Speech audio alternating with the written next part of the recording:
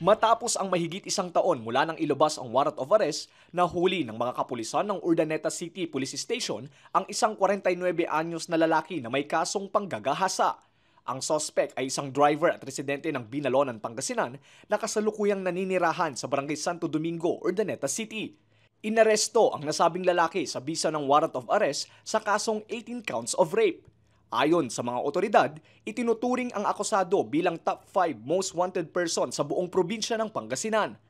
Pangunguna po ng ating Urdaneta City Police Station, kasama po natin ang Lawak Municipal Police Station at Regional Intelligence Unit 1 po. Lumabas po yung warrant of arrest niya noong September 25, 2024. So nahuli natin siya ngayong taon. So maaari pong umabot tayo sa ganitong haba ng panahon dahil itong subject po natin palipat-lipat din lang po ng kanyang tirahan.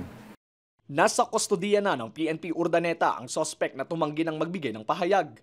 Itong 18 counts of rape na ito, nangyari po ito sa bayan ng Lawak. So itong warrant of arrest na natanggap natin is nakasaad dito na non-bailable po siya. Hindi po siya pwedeng makalabas sa kadahilan ng wala pong bail bond po na nakalagay doon sa warrant of arrest niya.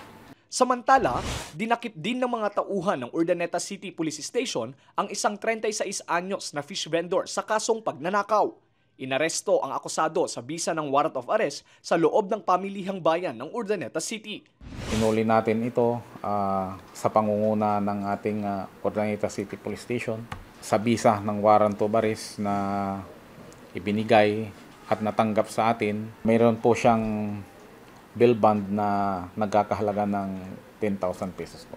Kaugnay nito, muling nagpaalala ang mga otoridad sa publiko na maging mapagmatsyag at bantayang mabuti ang mga personal na gamit, lalo't lalo na ngayong bare months.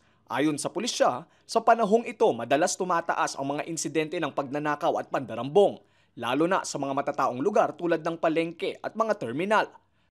Patuloy namang nagsasagawa ng iba't ibang police operations ang mga otoridad upang masiguro ang kapayapaan at kaayusan sa lungsod. Taon-taon po yan, pagpasok po ng mga bare months po, nagkakaroon po tayo ng mga, maaari po nating sabihin na hindi natin maiwasan na mga mananakawan tayo o di kaya masasalisi, gano'n. Mag-ingat lang po tayo. Parati po tayong maging mapagmatsyag sa ating mga kapaligiran at i-report po ninyo lahat ng mga napapansin ninyo nakakaiba sa inyong mga kapaligiran. Huwag po kayong magatubiling mag-report po sa amin dito sa Urdaneta City Police Station para po ma-actionan din po natin agad kung sakaling meron po tayong dapat na i-verify at gawan ng action po. Lester Narag, Balitang, Solid North.